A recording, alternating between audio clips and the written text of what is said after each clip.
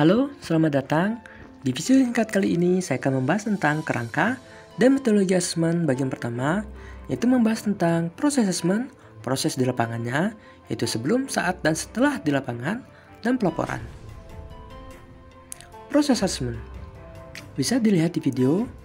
Prosesnya ada 3 langkah, yaitu langkah 1 sebelum di lapangan, langkah 2 saat di lapangan, dan langkah 3 setelah dari lapangan. Mohon maaf, pada slide kali ini saya tidak akan membahas satu persatu. Kalau mau membaca silahkan di pause dan dipahami. Saya akan lanjut ke slide berikutnya.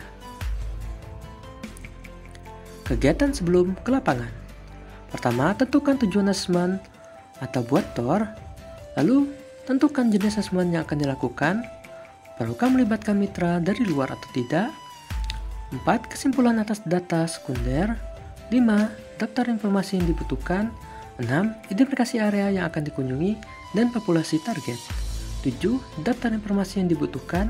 8. Mengumpulkan sumber daya dari harinya, waktunya, logistik, dan lain sebagainya. Saat di lapangan, prinsip kerja di lapangan. Konsultasi dengan masyarakat yang terkena dampak bencana.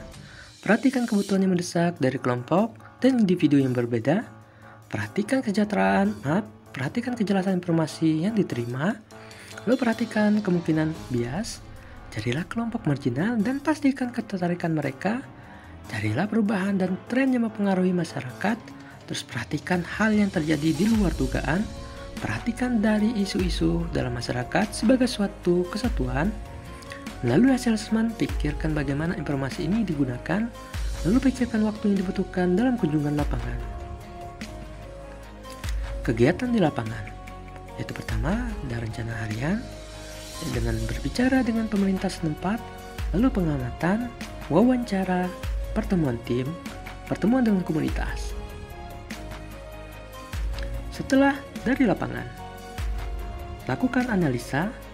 Analisa sendiri adalah merupakan sebuah proses di mana seluruh informasi yang diperoleh dari segala sumber yang berbeda disatukan dan dipelajari. Hal ini dilakukan untuk memungkinkan Anda menjawab pertanyaan-pertanyaan dalam asesmen seperti apa masalah utamanya, siapa yang terkena dampaknya, apa kapasitas dari masyarakat yang terkena dampaknya, bagaimana mereka mengatasi masalahnya, apakah ada bantuan yang tersedia, apakah memerlukan intervensi palang merah, bulan sabit merah, jika ya, intervensi seperti apa yang diminta. Ketidaktepatan informasi. Dalam setiap asesmen, Anda akan menghadapi permasalahan akan ketidaktepatan informasi. Ini terjadi manakala pemberi informasi memberikan beragam jawaban tentang pertanyaan yang sama. Menghadapi situasi seperti itu, beberapa langkah perlu dilakukan, antara lain, pikirkan informasi yang Anda peroleh. Ini akan mengidentifikasi kesalahan. Tanyakan kepada diri Anda pertanyaan berikut. Apakah informasi terbaru mendukung atau bertentangan dengan data sekunder? Lalu apakah informasi yang diperoleh dari sebuah sumber itu mendukung atau bertentangan dengan yang lain?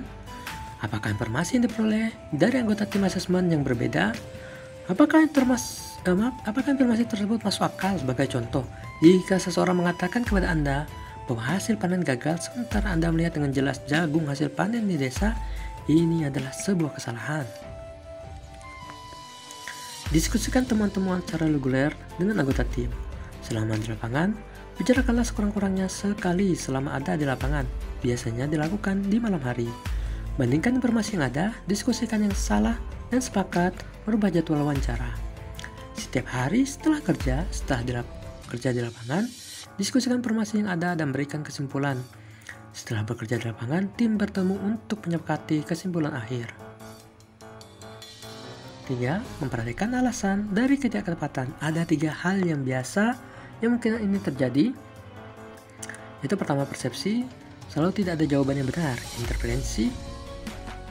Interpretasi, orang-orang pada suatu kejadian tergantung pada situasi yang dialaminya.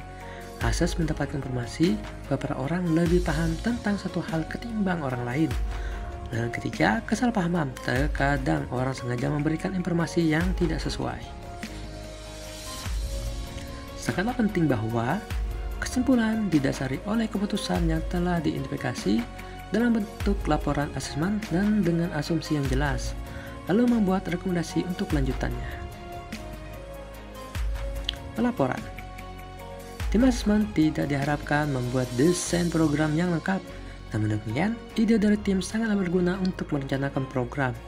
Ada 3 kemungkinan kesimpulan dari asesmen, yaitu tidak ada kebutuhan untuk intervensi, yang mana kapasitas masyarakat yang terkena dampak sanggup untuk mengatasinya. Lalu di sana ada kebutuhan intervensi, tetapi gerakan Palang Merah bukanlah organisasi yang tepat untuk melakukan intervensi. Yang ketiga, di sana ada kebutuhan yang untuk intervensi dan gerakan Palang Merah merupakan organisasi yang tepat untuk melakukan intervensi. Baiklah, itu saja video singkat dari saya. Mohon maaf jika ada penyampaian saya yang salah, berapa kali pengulangan. Ya, itu dari saya sendiri. Ya, jika juga materi yang saya sampaikan ada yang salah, mohon maaf juga. Terima kasih telah menonton. See you next time.